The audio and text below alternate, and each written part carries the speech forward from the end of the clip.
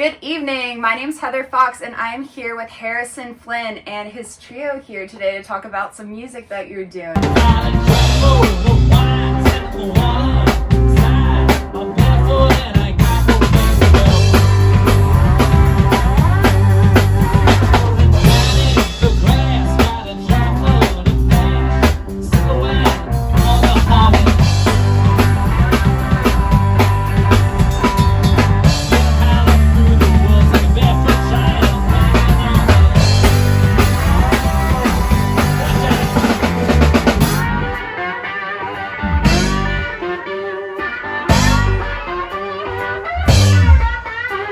My name is Harrison Flynn, and this is Mars Horner on bass, Jared Cvetich on the drums. I've been playing with Jared for over 10 years now. Both from the Bay Both Area. from the Bay. I always wanted to live in LA because to me LA was like Mecca, you know, it was where all my favorite bands were from, you know, The Doors, Crosby, Stills, Nash, all those like 60s, 70s, that Laurel Canyon sound. So that's what I was kind of chasing.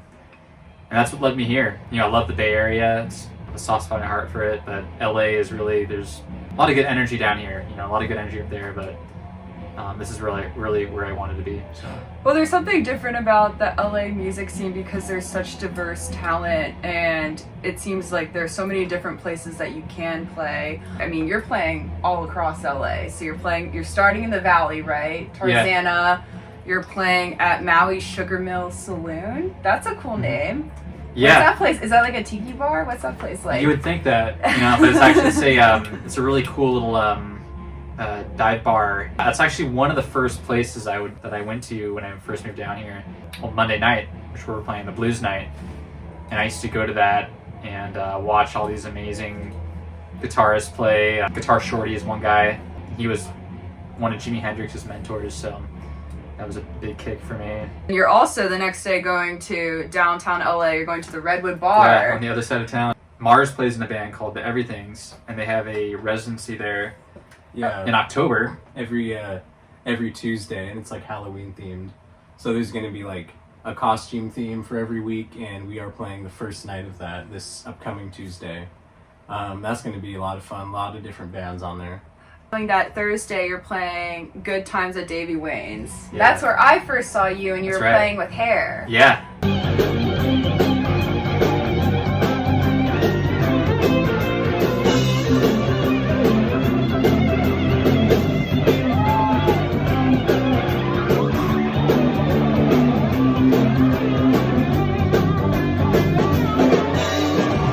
Would you say that's like your home base there? Because I've seen you play there in the past, but is that like, you know, the place that you tend to play the most regularly? I'd say so. That's definitely the spot. Like, we've been invited back a bunch, and it's just a good vibe. You know, the whole 70s vibe of the bar Definitely. really resonates with me. And yeah, it's a good fit for our sound, and I love that place. You know, I love the ambience and the people there, interesting, and it definitely is evocative of kind of like your 60s, 70s blues feel. I hear a lot of Allman Brothers, Cream, Clapton. Was that always what you've been really interested in and that is what inspired you, or is that like kind of like a later development in your music? Yeah, when I was in high school, I was about 15, that's when the blues really like kind of took a hold of me. And when I heard like Muddy Waters and Robert Johnson, all the old blues guys, B.B. King, that I was like hooked, and I was just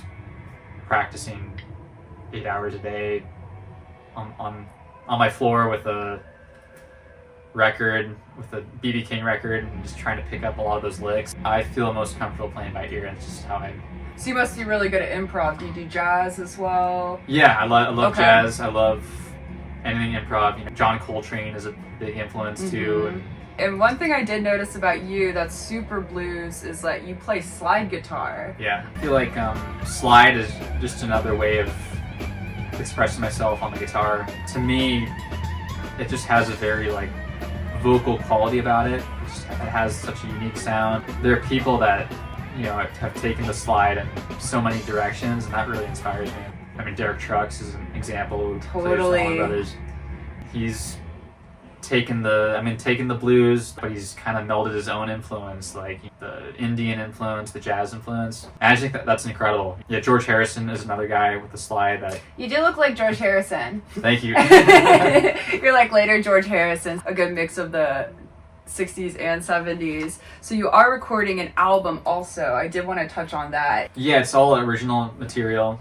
I'm really excited to be recording it with my buddy John Avila. He's in Oingo Boingo, right? Yeah, we're all doing it indie. Okay, so off label. That's excellent. No label. Yeah, I met him through school. He was my teacher. Oh. And we hit it off. You know, we stayed friends and stayed in contact. When it was time to record the album, I was like, this is the guy I want to record with. When do you think you're going to release that album? Do you have a set time? I don't. It's kind of up in the air at the moment. We're kind of just focusing on getting the songs done and recorded. Okay. There's a lot of different influences on it, I'd say. A lot of different genres. I mean, still kind of in the blues realm, but I'm really influenced by like folk music, the acoustic side of Led Zeppelin, when they kind of like Led Zeppelin 3, when they were experimenting with more open tuning, folky stuff. So that really inspires me. And there's some of that influence on the album, and there's some straight ahead blues rock.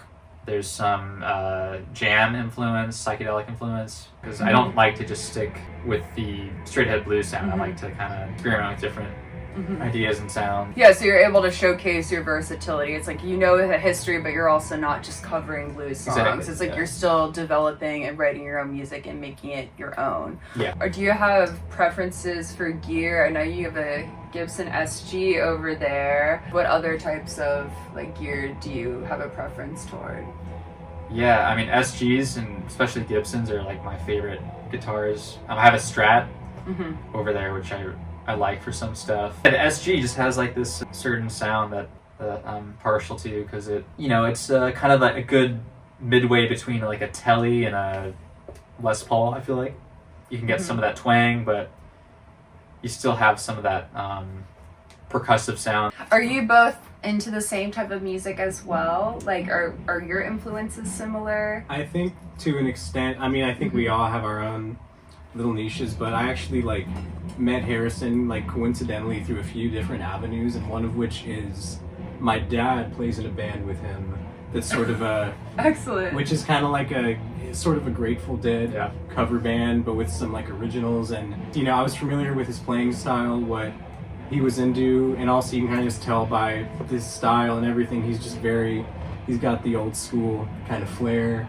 I think personally I come from more of like a garage rock, like DIY punk scene, which is kind of a bigger thing. Are you from LA? Yeah. Okay. Yeah, I'm from like North Hollywood in the Valley, and I spent most of high school going to like kind of more DIY shows and punk shows. I like all kinds of music. I like to branch out and like tackle different genres, so I kind of bring some of that like energy into it, like whatever genre I'm playing, and I kind of just like to just play with different people and learn along the way. I think I'm still like a punk at heart, sort of. Harrison has mostly opened my eyes into the blues rock world, but I grew up mainly listening to like rock and punk. Like Green Day was my favorite band growing up, and I play a lot of like gospel, R&B, hip hop now, but it's definitely good to be digging back into classic rock and blues with this guy. Your music is like a little like funky too, especially with the bass, and so you can experiment a little bit with that. Helps to have a good rhythm section for that. Definitely. Kind of stuff, so. You have to, because I mean it could just be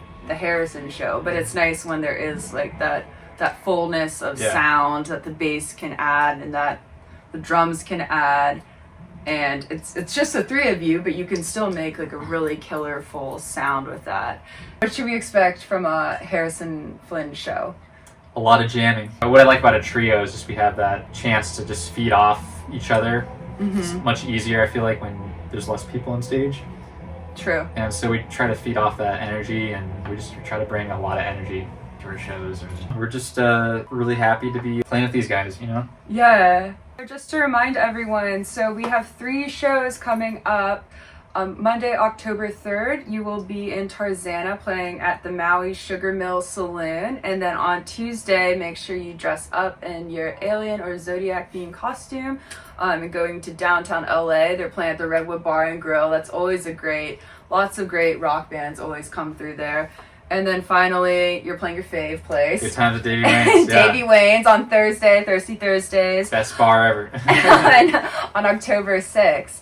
And we really hope you can come out and see Harrison play, as well as Mars and Jared. They're a killer trio, and I think you're going to be doing some great things in the future. Thank you, Heather. Yeah, anyway, I'm Heather Foxx. I'm here with Harrison. I'm here with Jared and Mars. And come see Harrison Flynn play and look out for his new album.